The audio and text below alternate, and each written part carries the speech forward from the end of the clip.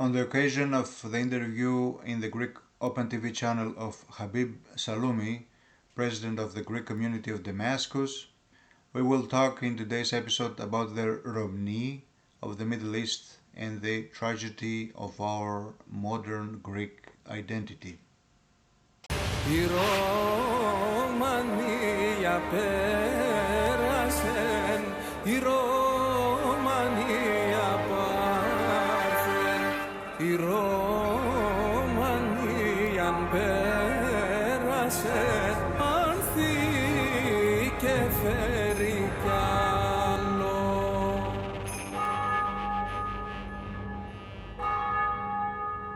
Hello dear friends, I'm Yannis Neonakis and you're watching another episode of our channel malo, meaning not fallen, a channel dedicated to the study of our Roman tradition, of our Ρωμαϊκή tradition, of our Ρωμαϊκή identity, in order to be able to provide suggestions and answers to contemporary postmodern problems.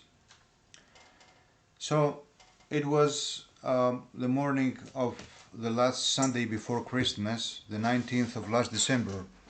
The television was showing uninteresting morning shows, especially a show called Everything That's Happening Now on the Greek Open TV channel. Suddenly, I see the subtitle Christmas in Damascus. I raised the volume. I needed to hear a living voice. The good reporters were talking with the president of the Greek community in Damascus, Habib Saloume, and he was talking about the request of the community for a Greek language teacher and the indifference of the Greek government. The reporter asked how many Greeks there were in the community. 500. 4,000 had come about 100 years ago from Asia Minor, but the community has wilted since then, Habib Saloume replied. And then the bomb was dropped. The phrase that summarizes the core, the heart of the identity crisis of modern Greece. He said, in Damascus, there are many Orthodox Christians, Roman Orthodox, 100,000, and they are Roman Orthodox. The distinguished reporters were unable to understand what he was talking about. In exactly the same way, the whole of modern Greek society, intentionally raised for decades by the state and its education in an ethnocentric perception, is unable to apprehend the distortion of the historical truth. Greek Orthodox, tried to mumble the good reporter, more in an attempt to realize what he heard. Orthodox and Roman, the president insisted vigorously. And he continued, the same as the Greeks, only they don't know the language. A treasure. The president spoke today, on the eve of 2022, expressing a living 17th century long tradition with two simple phrases. He defined the identity of our people, he defined the identity of our genus with two simple phrases. Orthodoxy and common Ρωμαϊκή tradition. The language was always a completely secondary parameter. An agreement then that we are the same fact, that we are the same people, the same genus, one genus, the pious genus of the Ρωμηοί. This existing living voice from distant Damascus overturned the distorting ethnocentric obsession of the last 2 centuries in Greece. The introversion of the spiritual and historical diminution opening the arms and the possibilities of a unity and soteriological endeleh of the ecumenical man. The pious genus of the Romans of New Rome, Constantinople. The pious genus of the Ρωμηοί.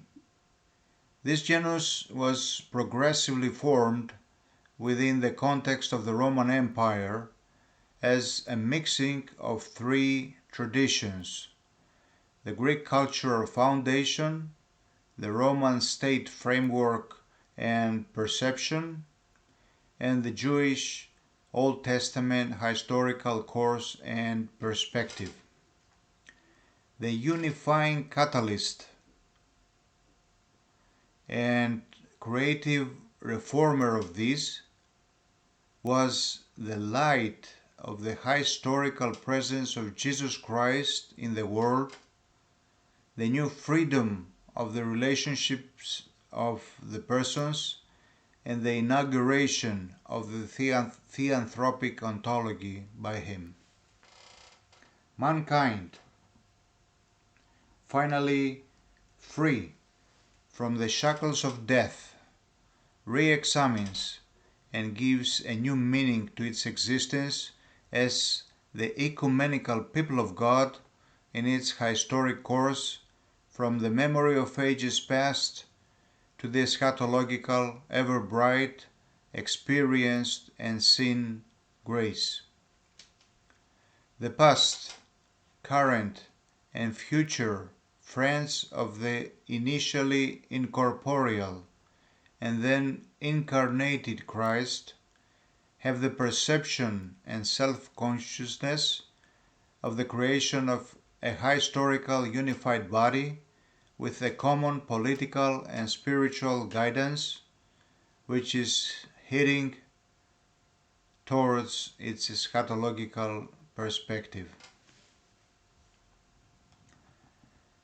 The giving of meaning and the enlightenment of the personal and the collective existence under this future and perspective was and is sanctifying and Catholic, offering hope, enthusiasm, joy and support even in the hardest personal, social and state circumstances. However, on the 19th century, ethnocentrism as an axis of the then blooming modernity will be deceitfully imposed on the things of our region, thus leading to the fracturing of our genus, firstly spiritually and then in the sense of the state. A collective alienation of the ethnic groups and the creation of small puppet states, guided chess pieces on the international geopolitical chessboard, often acting against each other. The externally imposed ethnocentrism and its accompanying value system led and still lead us to internal conflicts with our own traditional system of values, creating a complete disorientation, lack of direction, unsteadiness, and finally annihilation. At the social and state level, especially after the repeated defeats we suffered, i.e. the Asia Minor catastrophe, the occupation of Cyprus by Turkey, the bankruptcy of 2010, and the current framework of serfdom, the state of dissolution keeps getting worse, with a lack of social coherency and inability to form strategy and meaningful objectives. Our collective on the edge of historical annihilation. Our state just a simple satellite of the West, and especially a West that's teetering under the weight of its own internal cultural degeneration and erosion. A West where every person is depersonalized and transformed to a simple consumeristic and hedonistic unit with no spiritual claims and objectives, completely integrated and assimilated in the framework of techno-feudalism, under complete control by a few superior centers. Instead of us Ρωμηοί, as a unified collective offering suggestions and a soteriological model and paradigm to the whole world, we were led to the fracturing, deletion, and our undeportas spiritual and historical annihilation. On the other hand, it might not be too late. Maybe the realization of the coming annihilation will activate hearts and minds and allow those who have ears to carefully listen to voices like this of the distant Damascus. Maybe the real Romaic hearts will wake up in the joy of giving meaning and sing like St. John of Damascus centuries ago of the ever-bright feast of everything has been flooded by light, the sky and the earth and the dark depths. All of creation celebrates the resurrection of Christ in which it is affixed. In the notes below, you can find the link of the interview. Dear friends, these were what we had to say today. If you liked the video, upload, comment, like, subscribe to the channel and discuss it with your friends. Until next time, take care.